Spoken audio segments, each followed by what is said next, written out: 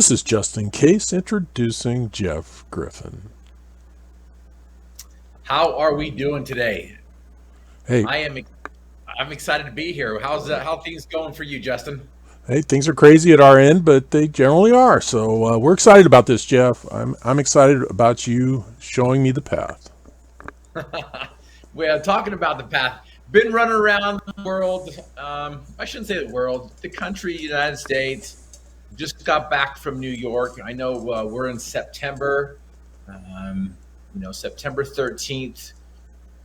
The world just, I shouldn't say the world, but the United States just kind of remembered. Some people celebrate. Some people celebrated.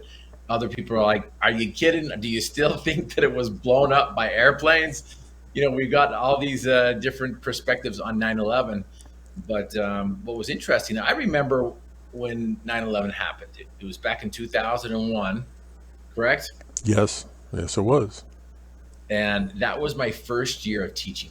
Some of you guys may not know that I taught some of the harshest critics called teenagers for 17 years. And that was my first year teaching.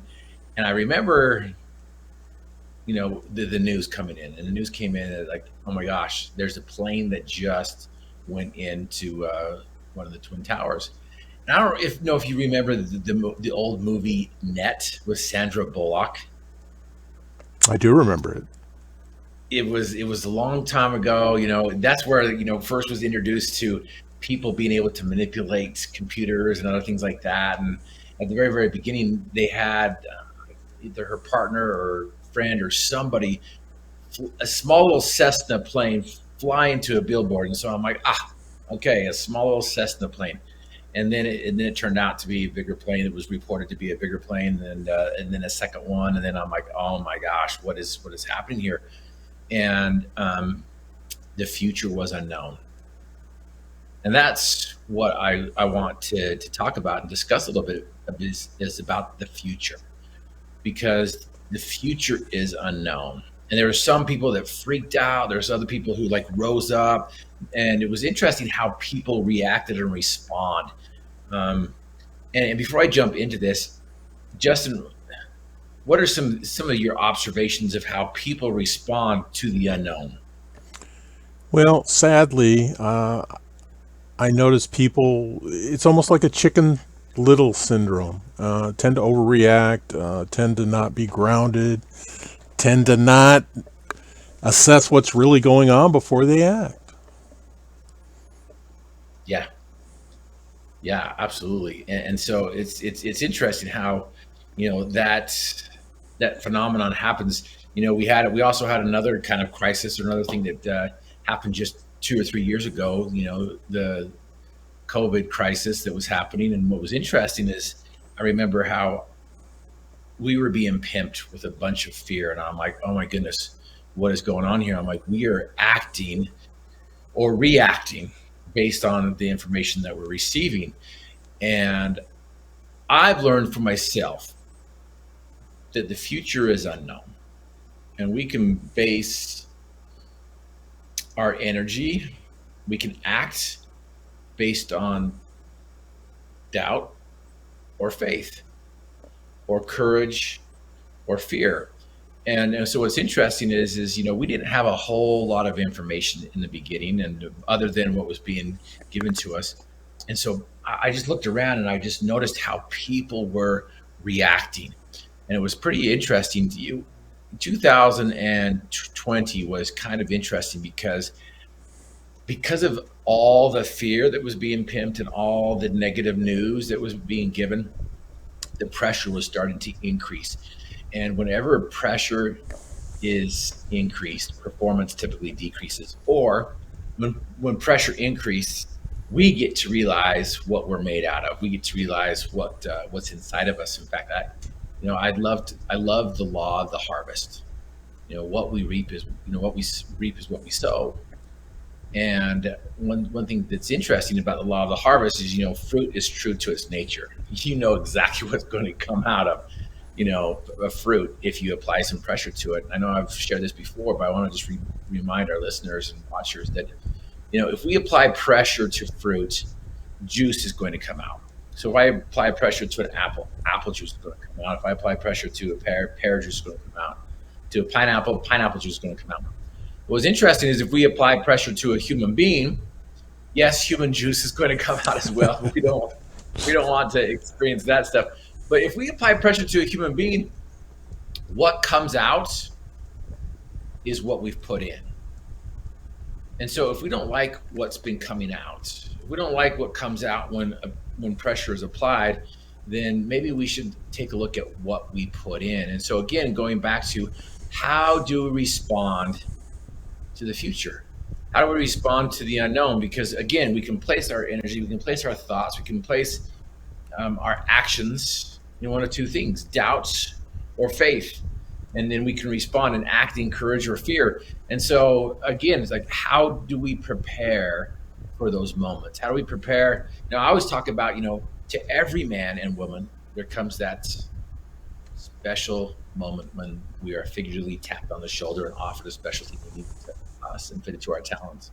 What a tragedy if that moment finds us unprepared or unqualified for the work which would be our finest hour. So when the moment to perform has arrived, the moment for preparation has passed. And so again, we can be preparing for this moment where we're tapped on the shoulder. We can prepare for this future event that's coming, that's going to tap us on our shoulder, and we can either be prepared or unprepared. And so what's interesting, exact same thing. No one knew what was going to come, except for a few people on 9/11, 2001. Not everyone knew what was happening or going to happen in 2020. And now we're in 2023, coming into 2024, and people are like, oh man, perhaps you might be living in this world of fear and doubt and discouragement where you're thinking 2024, Armageddon, it's the second coming, the world's going to end, and the sky's falling in on us, and whatever. We can keep on talking about all these things. Possibly, but it's the future, and we don't know. But we can also place these next few months as we prepare for 2024 with courage, with faith, with optimism, with preparation, with preparedness. I think there's a verse in the Bible that says, if you are prepared, you will not fear. And so again, it's like, okay, how do I prepare? How do I prepare for these moments? And the thing is we can't prepare for everything. And hindsight is 2020. Hindsight is 2020. But how can we prepare 2024 sight? And so I just want to share a few things that can help us prepare, to help us finish the rest of this year off strong, and to prepare us for the next year moving forward. But before I do, any thoughts? Well, that tap on the shoulder, that opportunity, that opportunity that we have to rise to the occasion when that happens, we have a responsibility to be as prepared as we can. So that's my thought. Absolutely. Amen to that. And so, how do we prepare? What's the key in preparing? And what's the key in pivoting? I don't like the word pivot. Well, sometimes we're going to have to pivot, but I like the word Euro step. If you're a sports junkie like myself, these Europeans have this Euro step where they're moving towards the basket. They step to the right, they step to the left. They haven't traveled yet, and they move away from the defender or whatever's in front of them, and they go and score. A pivot is where you're turning around, you're stopping, you're doing whatnot, and sometimes we're going to have to pivot in life. But if we're moving forward and you're experiencing progress, learn how to Euro step. Learn how to just make some adjustments and keep going forward. And so, number one, I know I've shared this before in the past, but number one, you've got to do the daily dime all the time. And again, the daily dime is just simply 5 minutes in the morning, 5 minutes at night, and we're just focusing and practicing, building those 5 building blocks that's going to, that arch that's going to hold up our bridge that helps us go from point A to point B. And so, that the daily dime is going to help us add things that need to be added in our lives.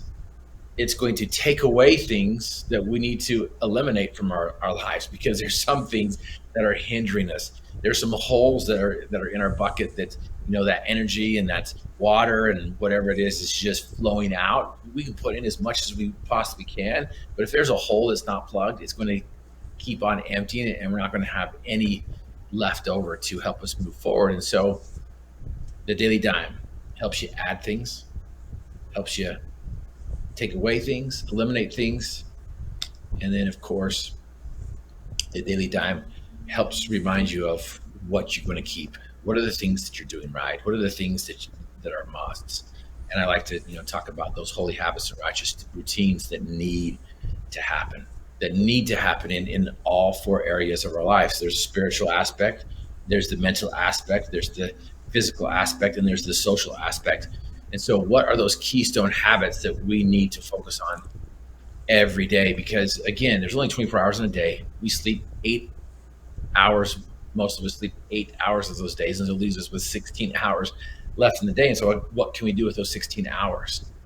Well, if you've ever played Tetris, Justin, you're always waiting for that perfect piece to, fit in there and have it disappear. But, if you focus on these holy habits and righteous routines, which I call them the keystone habits, things are going to fall out of your life and things are going to fall into your life. And so one of those things, again, going back to those daily habits, is the daily dime. You got to know the daily dime. You got to do the daily dime all the time. And it's just 5 minutes in the morning, 5 minutes at night. And you can go look back at some past episodes that we have done to really dive into what the daily dime is and how to do it. And of course, you can go to griffinmotivation.com and grab a book and use that, so that where you can finish this year off strong and then maximize your momentum going into 2024. So again, how do we prepare for the future? Because the future is unknown, and we can base our energy and we can base our thoughts, we can base our focus either with faith or with doubt. And I'm not talking about faith as in religion, faith as in church. I'm talking about power to change, power to make decisions, power to achieve and receive that which the masses says is impossible. And so again, number one, you got to do the daily dime. Focus on that daily dime, and that's going to just impact your life the most. And then, of course, the second one is to continue to build that 252 lifestyle. Continue to focus on those holy habits and righteous routines. Continue to, focus on the fundamentals, which is reading, writing, and arithmetic. What am I reading? What am I putting in? And so going back to, when pressure is applied, performance typically decreases. And when pressure is applied, what comes out is what we put in. So if you don't like what's coming out, change what's going in. And those two things that I just shared with you, you don't have to focus on much. You don't have to change much. Just focus on that 1%. Focus on that 1%, and that 1% is going to be all the difference. Well, Jeff, this isn't our first rodeo together, and I really got a big takeaway from you today. And I may be right, so I'll pose this question to you. Does my courage come from my spirituality and faith? That's in essence where it comes from, right? Absolutely. And courage can come from all four of those areas. And so, but what's interesting is when people hear about spirituality or spirit, they're like, oh my goodness, I'm going to shy away. I'm going to go away from that. But what's interesting is there is power. There is so much power in these four areas, in these four aspects. And so if we become myopic and just look at one category in one area, then we lose power and we lose those opportunities. And so again, courage, where does that courage come from? Do you have enough courage to act in the direction where you want to go? And so it goes back to what we've talked about as well in the past. And that is, do you know where you want to go? Because if you're sitting around waiting for other people to tell you, well, I'm telling you right now, if you're looking on the news, it's just negative. It's just constant negative news. And so that's the information that you're going to get, and that's the direction that people are going to take you. And so that's why it's so essential. Success being a 3-part series, you got to first know what you want, 2, finish what you start, and 3, celebrate the process. And so going back to step number 1, do you know what you want? Do you know where you want to go? Do you know what you want to see? Because if you don't know what you want to do, see, or become, then none of this matters. And it doesn't matter if you act in courage, or if you act in fear, or if you have faith, or if you have doubt. It doesn't matter. And so if you know where you're going, then you can begin to act with courage and have the faith to move forward. All right. Hey, Jeff, thank you. Thanks, everybody, for joining us. Remember, additional information and links provided in this video is read more. Today's the day to subscribe to this channel. Learn more about Jeff Griffin when time permits.